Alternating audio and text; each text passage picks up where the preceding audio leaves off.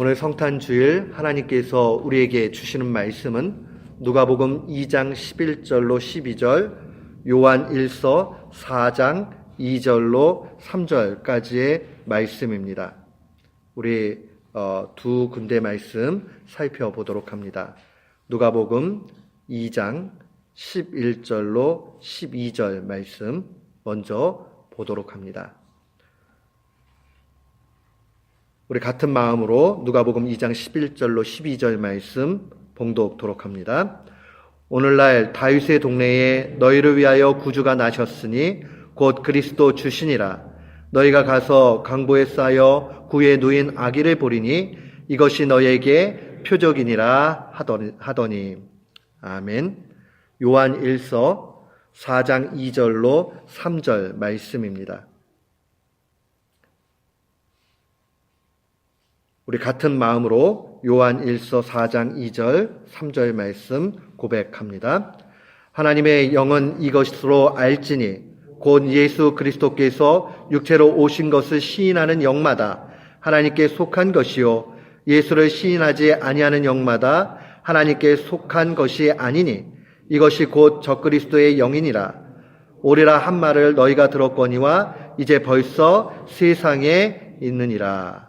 아멘. 저는 오늘 본문 말씀을 통해서 육신으로 오신 예수 안에서 얻어지는 평안이라는 제목으로 주의 말씀을 선포하도록 하겠습니다. 언젠가 한 목사님의 이야기를 들은 적이 있습니다. 이 목사님이 대학생 때였습니다. 친구들과 더불어서 좋은 시간을 보내고 있었는데 이제 계획을 합니다. 자, 우리 이번에 다 같이 여행 떠나자. 그래서 친구들과 더불어서 여행을 떠나기로 합니다. 그리고 여행을 떠나는데 많은 준비를 하지 말고 그냥 한번 떠나보자 라고 하고 떠나갔습니다. 그리고 나서 그 날짜가 돼서 자, 떠나자 하고 다 갔는데 문득 생각이 들기를 그 친구들 중에서 한 친구가 그 떠나는 그 날짜 안에 생일이 있다는 사실을 알았습니다. 그래서 이 친구만 빼놓고 다른 친구들이 모였습니다. 야, 우리 서프라이즈 해주자.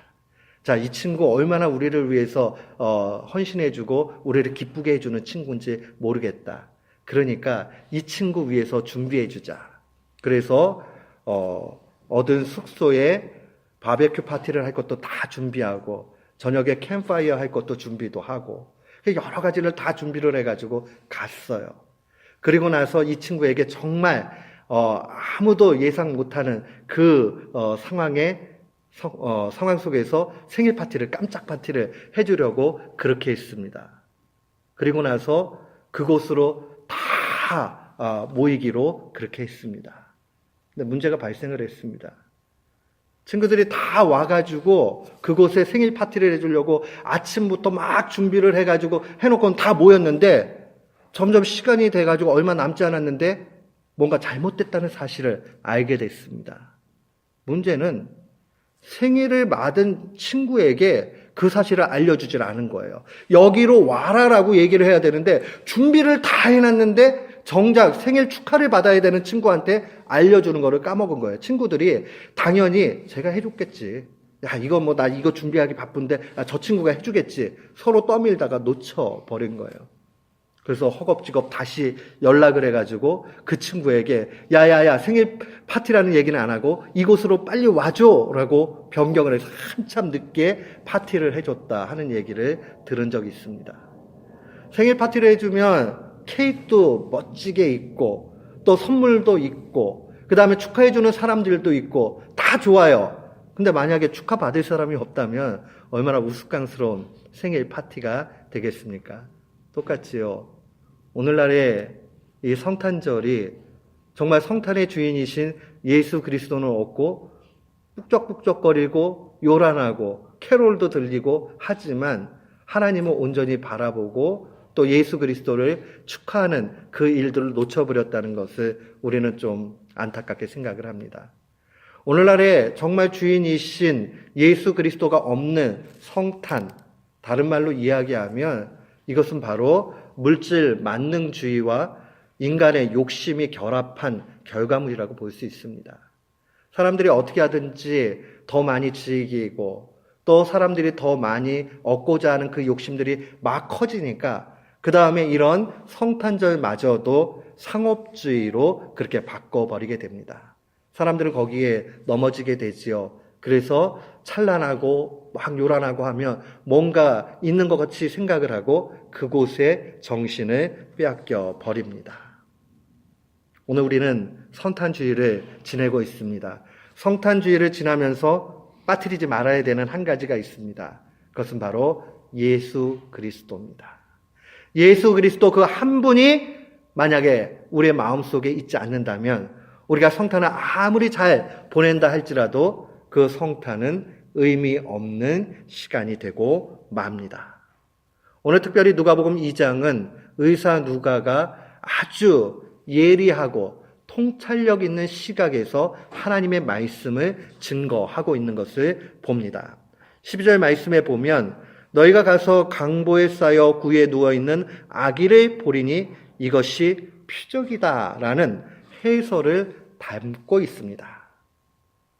강보라는 것은 그냥 우리들 쉽게 이야기하면 아기를 쌓는 그냥 천 정도로 생각하면 됩니다. 화려하지도 않고 그냥 서민들이 그저 그냥 가질 수 있는 그 아주 값어치 없는 그러한 천, 그 정도로 생각을 하면 돼요. 그게 둘둘 말아져 있는 아기, 초라하지요. 구유에 누워있는 아기. 그런데 그것이 표적이라는 말로 사용을 합니다. 영어에서는 사인이라는 말로 사용하지만 이 표적은 조금 의미가 다릅니다. 원래 그리스 사람들은 세메이온이라는 말로 사용을 했는데 이 세메이온은 아주 독특한 이적, 미러클, 그 기적이 일어날 때도 사용하고 그 기적 가운데서 특별히 아주 의미를 담고 있는 기적을 표적이라는 말로 한국말은 번역을 합니다. 저는 번역이 잘 됐다라고 생각을 합니다. 이 표적은 단순한 기적뿐만이 아니라 거기에는 담겨진 의미가 있습니다. 하나님이신 예수 그리스도께서 볼품 없는 그러한 곳의 구유에 강보에 쌓여져 있고 어린 아이의 모습으로 오셨는데 그것이 누가의 증언에 의하면 이것이 바로 표적이다라고 그렇게 이야기를 합니다. 여기에는 하나님의 손길이 있고 의도가 있고 하나님이 반드시 그렇게 하셔야만 하는 이유가 있다는 것을 보여줍니다. 어떤 표적입니까? 오늘 11절은 정확하게 이야기를 해줘요. 오늘 다윗의 동네에 너희를 위하여 구주가 나셨으니 곧 그리스도 주시다. 다윗의 동네에 너희를 위해서 구주가 나셨다. 다윗의 동네는 어느 동네입니까? 700년 전에 예수님이 오시기 700년 전에 미가 선지자의 예언에 의하면 베들레헴 에브라다야 너는 유다 족속 중에 작을지라도 이스라엘을 다스릴 자가 내게서 내게로 나온다라고 그렇게 증거합니다. 여기서 제일 중요한 말은 베들레헴 에브라다라는 말입니다. 어떻게 보면 에브라다라는 말이 더 중요합니다. 베들레헴은요, 학자들은 조금 의구심을 갖는 사람들도 있지만 그냥 우리가 은혜스럽게 받으려고 그러면 떡집이라는 뜻이에요. 방앗간 정도? 예. 베이트라는 말이 집이고 레헴이라는 말이 떡이거든요. 그러니까 베들레헴이라는 것은 베틀레헴 이렇게 되는 거예요. 그러니까 떡집이다 뭐 이렇게 해석하시는 분들이 있는데 그냥 은혜스러운 것 같아요. 근데 실제로 베들레헴은 화려하거나 대단하거나 또 내세울 만한 지역 아니었어요. 아주 초라하고 작고 그 다음에 부족했던 아주 시골의 순박한 촌동네 정도로 생각하면 됩니다. 반면에 예루살렘은 훨씬 더 이 베들레헴보다는 화려하지요. 뭐 예루살렘도 그리 세계의 도시들과 비교해 보면 찬란한 것 없지만은 그러나 베들레헴은 그보다도 더 내세울 것이 없는 곳입니다. 그런데 예수님께서 바로 이 베들레헴에 태어나셨다라고 그렇게 이야기합니다. 주목받지 못하는 곳에 태어나신 것이죠. 종교적 중심지였던 예루살렘과는 완전히 다릅니다. 근데 그 다음에 미가 선지자는 이렇게 붙여서 얘기하기를 베들레헴 에브라다라고 얘기합니다. 이 에브라다라는 말은 베들레헴의 옛날 이름으로 보시면 돼요. 이 구약에 보면 이 에브라시라고 표현되어 있는 이 에브라다라는 지역이 2번 정도 나오는데, 한 번은 라헬이 장사된 곳으로 에브라스를 얘기하고요. 2번째는 바로 제가 오늘 이야기하고 싶은 것인데, 룻기에 나오는 그 룻기 말씀에 보면 보아스가 룻을 아내로 맞이한 곳이 바로 에브라시였습니다. 근데 우리가 잘 알지만 이스라엘 사람들에게는 고엘이라는 제도가 있었어요. 고엘이라고 얘기하면 이렇게 이해하시면 쉬워요. 내 친척들 가운데 파산을 해가지고 너무 힘든 사람들이 있을 수 있잖아요. 그러면 내가 대신 빚을 갚아주는 제도, 그게 고엘이었어요. 또 때로는 그 사람이 너무 형편이 어려워가지고 결혼할 수가 없는 거예요.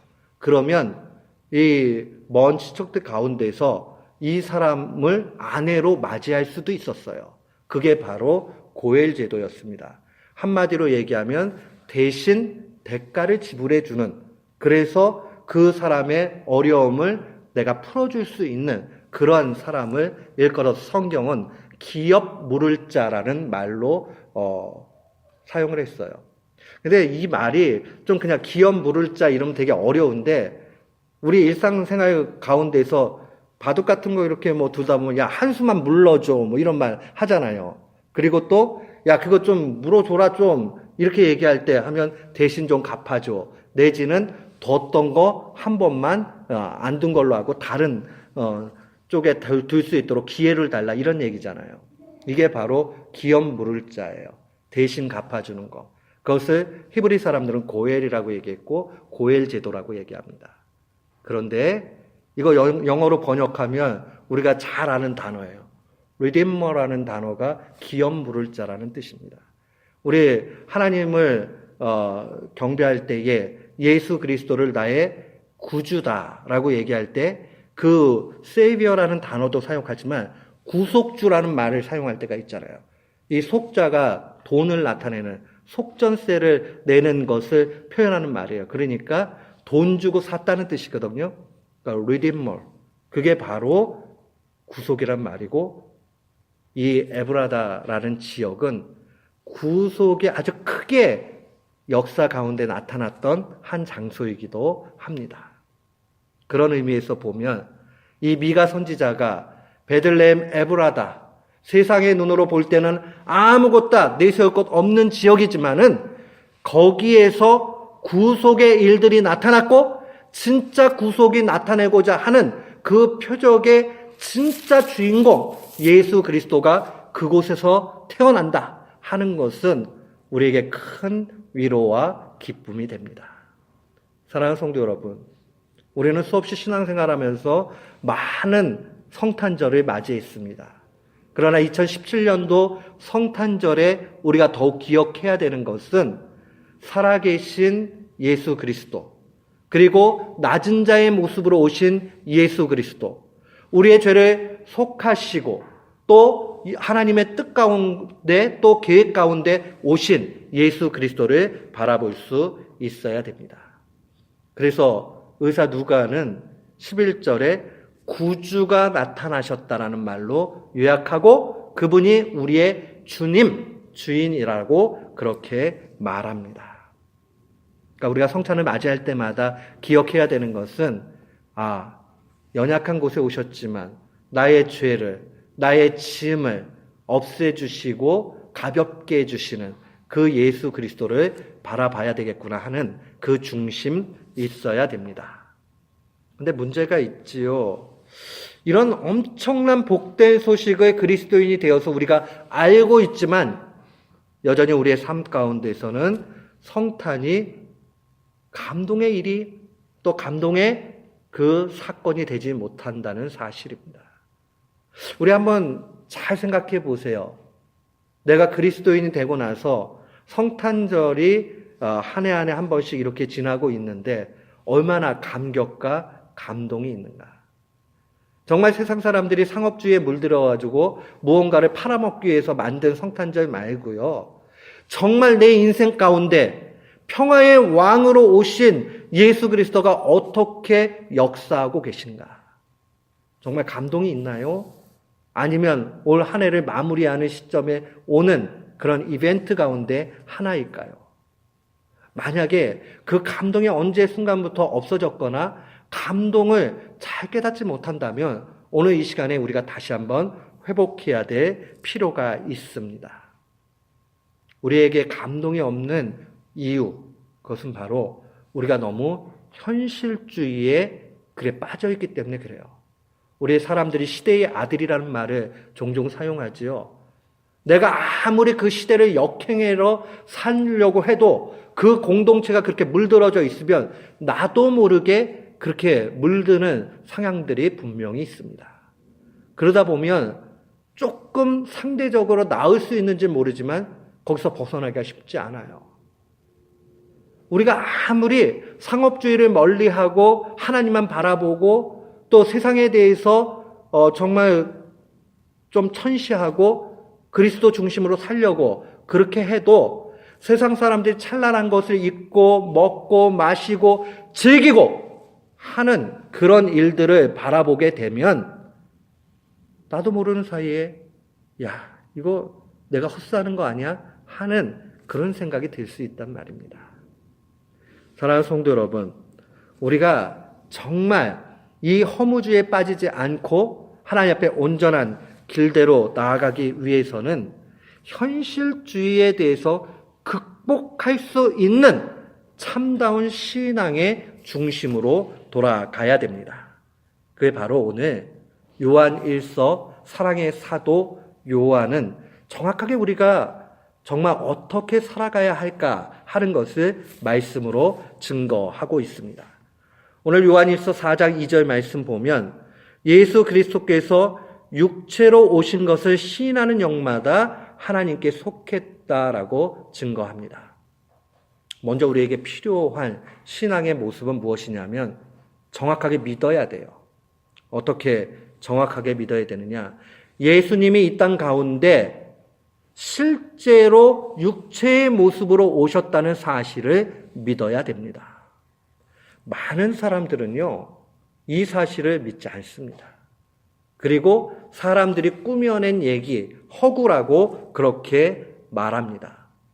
그리고 아니면 오긴 왔는데 그분은 하나님은 아니다라고 그렇게 얘기를 합니다.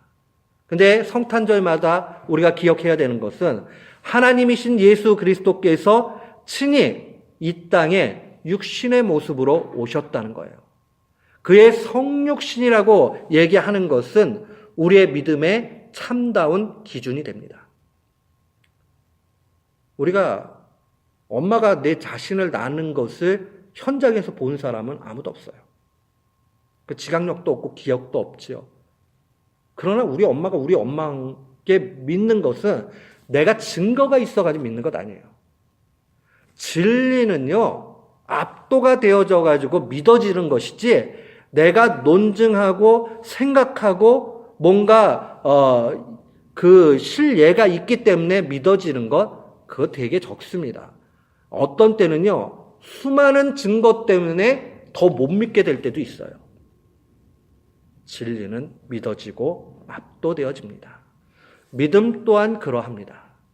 우리가 예수님이 하나님이신데 이 땅 가운데 육신의 몸으로 오셨다는 그 실제성을 믿지 않으면 우리에게는 어떠한 기적도 일어나지 않습니다.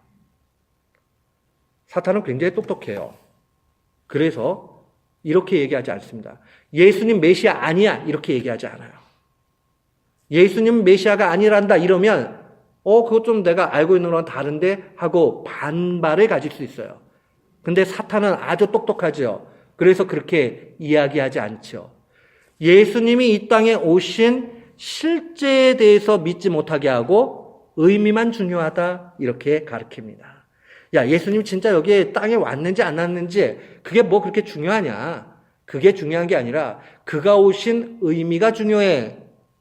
조금 어려운 상황들로 얘기하면 자유주의 신학에 빠져 있는 사람들은 예수님의 부활이든 오심이든 이 실제적인 사건의 리얼리티를 부정합니다.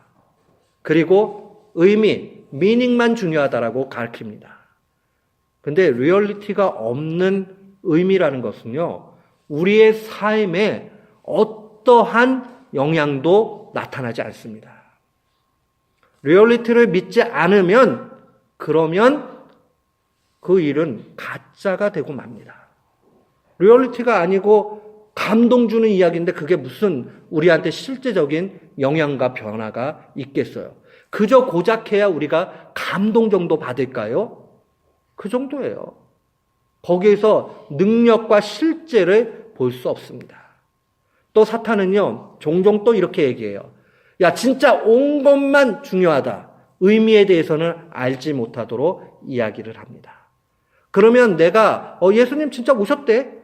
그리고 맹목적으로 믿고 거기까지 머물고 그냥 갑니다. 그러면 신앙에 엄청난 혼란함이 옵니다. 어떤 혼란함이요? 내가 성탄절 예배를 드리고 헌금을 드리고 그러고 나면 다 됐다라고 생각하는 거예요. 예수님이 이 땅 가운데 어떠한 의미로 오셨는가 하는 거에 대해서는 전혀 생각을 하지 않는 겁니다. 그런 신앙은 아주 건조한 신앙이 되고 결국은 작년에 드린 성탄 예배가 올해 드린 성탄 예배와 동일하고 아무런 변화가 없게 돼요. 오늘 세메이온이라고 얘기하는 이 표적이라고 얘기하는 표적에 맞는 그러한 신앙의 삶은 바로 먼저는 이 리얼리티를 믿는 것이고 두 번째는 의미를 바로 아는 것이고 마지막은 그 의미에 맞춰서 우리가 신앙의 삶을 살아내는 겁니다. 사는 이 문제는 우리에게 분명한 책임이 있습니다. 사랑하는 성도 여러분, 예수님이 이 땅에 오신 것을, 육신으로 오신 것을 믿는 자마다 하나님께 속했다. 그 사람이 성령의 사람이다. 그 사람이 그리스도인이다. 라고 분명히 증거합니다. 여러분 어떻습니까? 우리는 정말 예수님이 이 땅 가운데 육신의 몸을 입고 오셨다는 사실을 믿습니까? 있는 그대로 믿을 수 있는 신앙, 그것이 바로 참된 신앙입니다. 만약에요, 우리 가운데 이 믿음이 확고하게 생겨나지 않는다면 한번 생각해 봐야 돼요. 왜 이 믿음이 생기지 않을까?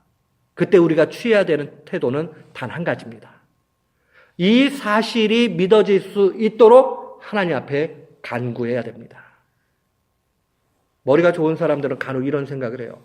하나님이 주시지 않는데 우리가 기도한들 무슨 의미가 있겠는가? 하나님이 정말 주시는가? 더 똑똑한 사람은 이런 얘기예요. 믿음은 은혜로 주어지는 것인데 내가 기도하는 노력을 통해서 하나님의 은혜를 막는 게 아닐까? 이렇게 생각하는 사람도 있습니다. 사탄이 방해하는 혼란함입니다. 우리가 하나님 앞에 간절히 매달리고 기도하는 우리의 열심이 하나님의 은혜를 방해하지 않습니다. 어떤 면에서는 하나님께서 더 그 길을 확고하게 열어놓고 계십니다. 저는 주일학교 전도사를 하고 있을 때에 항상 그 공과책을 일부분 자기가 돈을 내고 사도록 했습니다. 제 교육 방침이었어요. 왜 그런지 아세요? 그 공과책이 교회 재정으로 다 하게 되면 아이들에게 한 권씩 공짜로 다 나눠지게 되지요. 그러면 그게 끝까지 한 학기가 마칠 때까지 안 빠지고 가지고 오거나 그 책을 귀하게 여겨서 그 책을 잘 공부해가지고 오는 친구들은 굉장히 적습니다. 그래서 제가 해보니까요, 자기가 그것을 일부분 돈을 내고 산 친구들은요, 돈을 냈기 때문에 귀중하게 여기는 마음이 있습니다. 그래서 그때부터 제가 교육적인 방법에 의해서 아이들에게 일부분 돈을 부담하도록 그렇게 했습니다. 그러면 아이들은요, 그거를 열심히 풀어오기도 하고 그 공과책을 함부로 던지지 않습니다. 공짜로 주면요. 마치 그냥 우리 지나다 보면은 종이 광고물들 이렇게 플라이어들 이렇게 놓고 보면 그냥 이거 보다가 버리지 누가 그걸 잘 모으고 있겠어요. 그런 것처럼 공과책에 대해서 그렇게 해요. 그러고 나서 선생님 저 안 갖고 왔는데 한 것만 주세요. 또 이렇게 얘기해요. 하나님도 우리를 잘 아십니다. 하나님이 그냥 은혜로 어떤 이들에게는 아주 강권적으로 다 주실 때가 있어요. 그러나 더 많은 경우는 우리가 기도라는 방식을 통해서 하나님의 은혜를 찾으면서 하나님께서 그 방도를 통해서 주시는 적이 훨씬 많습니다. 만약에 나는 확고하게 의심 없이 예수님이 육신으로 이 가운데 분명히 오셨다 하는 것을 믿어진다면 그분은 그 믿음을 그대로 간직하십시오. 그런데 만약에 그것이 믿음이 생기지 않고 자꾸 의심이 생기고 그런다면 간절히 간구하십시오. 그래서 얻게 되면 전자의 방법으로 얻는 사람이나 두 번째 후자의 방법으로 얻는 사람이나 결국은 은혜 가운데 은혜의 100%를 통해서 다 얻게 되는 줄을 확신합니다. 여러분, 그 사실을 분명히 기억해야 됩니다. 만약에 우리가 이 육신의 오심을 믿지 못한다면 우리의 신앙은 처음부터가 뭔가 잘못되게 시작이 됩니다. 그러니까 이 땅에 육신의 몸으로 오신 것, 이것을 확고하게 믿을 수 있어야 됩니다. 그렇다면 예수님이 이 땅에 왜 오셨을까요? 과연 왜 오셨을까요? 제가 주일학교 아이들 가르칠 때입니다. 심각하게 제가 설교를 하면서 애들한테 물어봤어요. 애들은 집중력이 짧으니까 질문도 하고 그 다음에 얘기를 하면 설교를 계속 이어갔어요. 자, 예수님이 이 땅에 왜 오셨는지 아는 친구들, 정민우라는 좀 똑똑하고 엉뚱한 친구가 있었어요. 손을 딱 들더니 전사님 딱 그래요. 그래서 민우야 말해봐. 그랬더니 이 친구가 뭔가 보여주려고요. 그러니까 걔의 답은 뭔가 보여주기 위해서 이 땅에 오셨다는 거예요. 과연 그 뭔가가 뭘까요? 오늘 하나님의 말씀은 우리에게 정확하게 알려줍니다. 우리 4절 말씀에 보면 요한 1서 4장 4절 말씀에 보면 자녀들아 너희는 하나님께 속하였고 또 저희를 이겼다. 여기서 저희는 세상을 얘기합니다. 세상을 이겼다. 세상의 이김을 보여주는 것이 바로 예수 그리스도의 이 땅에 오심입니다. 세상을 이겼다라는 것은 요한 신학에 있어서 세상은 사탄의 통치 영역을 얘기하는 것이고 그것은 실제적으로 우리에게 죄라는 것으로 나타나게 됩니다. 죄의 문제가 해결됐다는 얘기죠. 죄를 이기신 예수 그리스도를 보여줍니다. 성경은 복잡하지 않아요. 인간이 왜 불행하냐? 단 한 가지 이유로 얘기해요. 죄 때문에 불행하다. 팔자가 사나워서 불행하다는 얘기는 절대로 나오지 않습니다.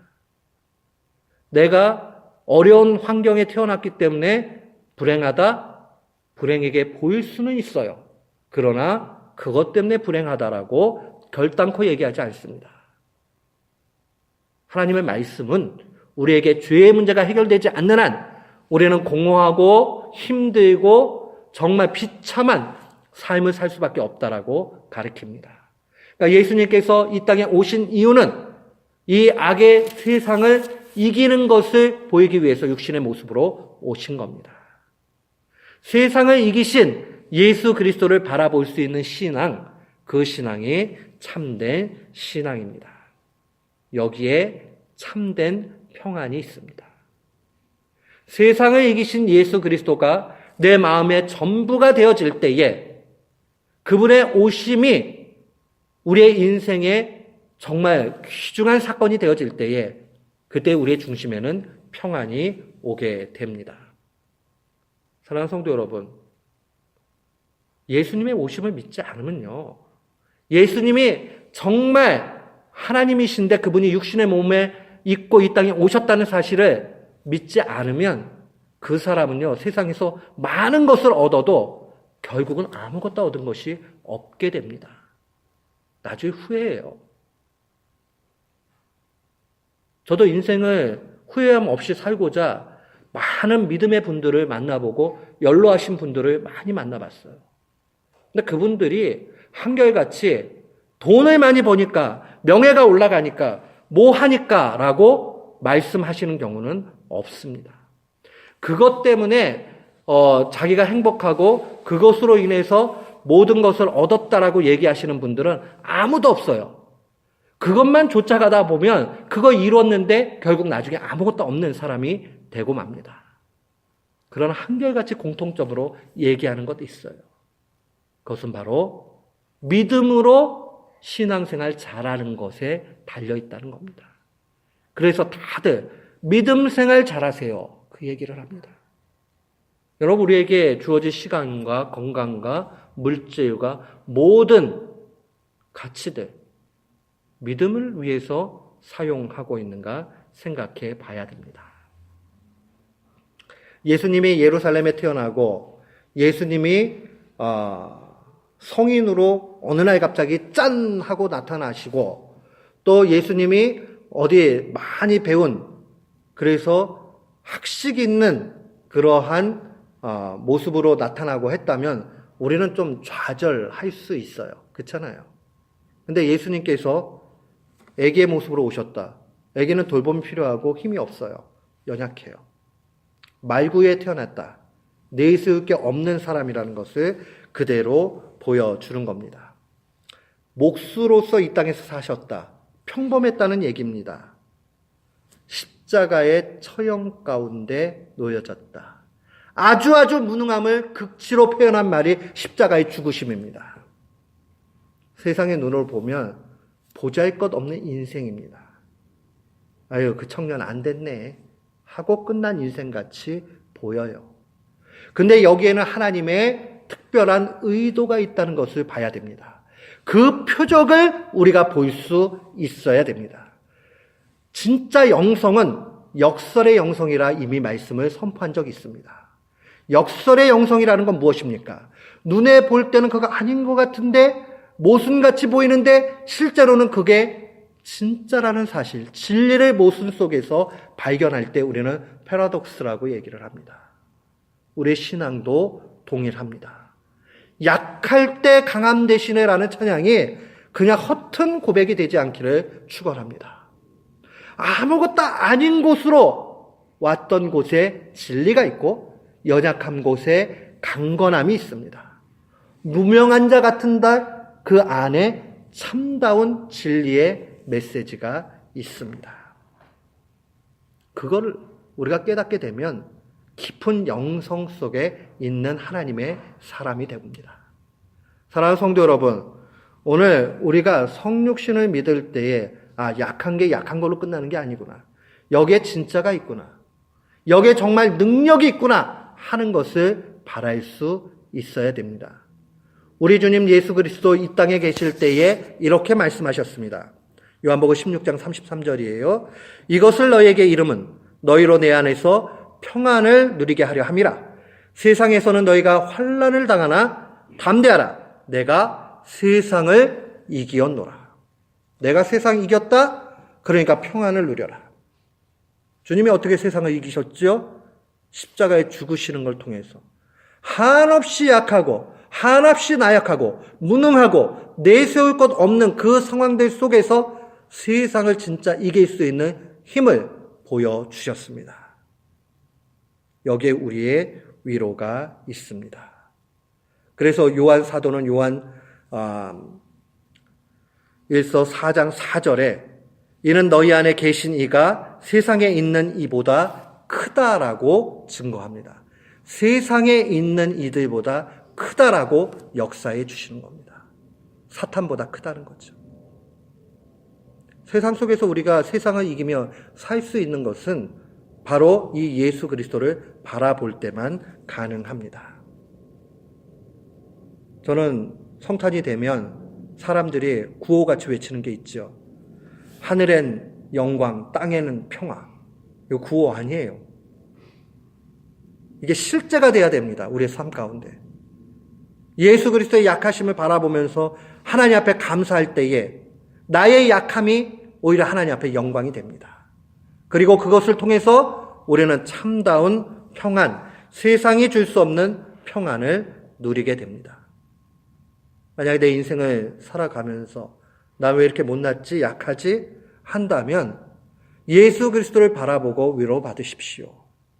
그 약함이 진짜 영성으로 하나님의 은혜로 바뀌어지게 될 때 세상을 움직일 수 있는 원동력이 됩니다. 그게 믿음의 가치입니다. 저는 성탄을 통해서 우리 모두가 기억하기 바라는 단 한 가지가 있습니다. 예수님이 약한 모습으로 오셨지만 죄의 문제를 해결함으로 우리에게 평안을 주셨습니다.